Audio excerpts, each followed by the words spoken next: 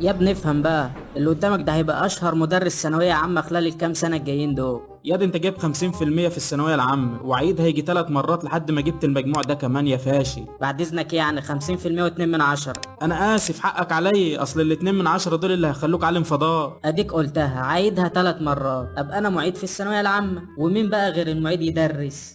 يجيبوا حد من الشارع مثلا؟ ما انا اولى. يخرب بيتك، انت لفيتها كده ازاي؟ ويا ترى بقى الطلبة عارفين فلسفتك الحلوة دي ولا انت مفهمهم انك عالم ذرة؟ ده انت مش عالم ذرة، ده انت هتبقى عالم ذرات. عارفين كل حاجه يا اخوي، وده مخليهم متمسكين بيا اكتر من اي مدرس تاني، ده انا كاتبها في الدعايه بتاعتي. زي ما في مستر طه تمساح الاحياء وموسيو برعي خواجه الفرنساوي، انت بقى كاتب ايه؟ حماده معيد الثانويه؟ هو انت حمار كده في كل حاجه حتى في الدعايه؟ لا طبعا، انا كاتب حماده المعيد يفل في الحديد. وحياة امك. من غير قله ادب لو سمحت، ده ليه سبب علمي يا عبيط.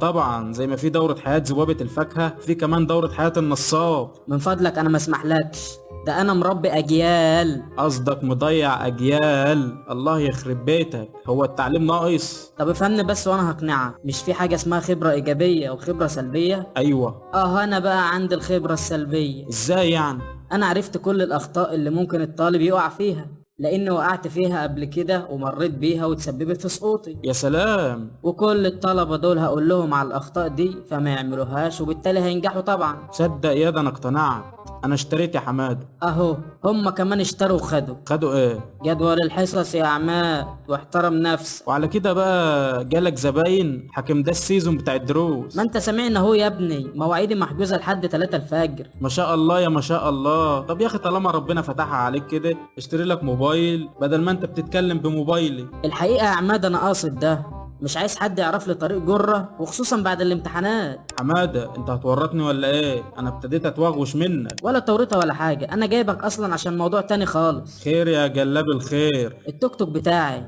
ماله؟ تاخده تشتغل عليه بدل ما انت قاعد عواطلي كده، والايراد بالنص. بقى بدل ما تقول لي حلال عليك، ده انت الفلوس على قلبك هتبقى اكوام اكوام. اقول ايه؟ واطي. في حاجه يا عماد؟ لا يا حبيبي سلامتك. طيب ها قلت ايه؟ هو بس انا كنت بقول لو ابقى معاك في سكة الدروس دي شغلنا اي حاجة، ترابيزة، دكة، ان شاء الله حتى صباع طباشير. ما بقوش بيكتبوا بالطباشير خلاص يا عمده، ده انت قديم قوي، وانت بالذات ما ينفعش. يا سلام، بقى انا اللي خريج جامعة ما ينفعش، وانت يا ابو ثانوية ب50% و2 من 10 تنفع؟ طبعا انت يا عماد خريج جامعه وعواطلي، ولما يشوفوك العيال واهاليهم هيعرفوا اللي فيه واخرة سكه العالم اللي ماشيين فيه، ويتقطع عيشي وعيش اللي زيي من الثانويه العامه. دروس ثانوية ايه يا فاشل اللي عايز تديها؟ ده انت بمجموعك ده اخرك تدي دروس محو الأمية. قوم قامت قيامتك شغل التوك توك يا فاشل.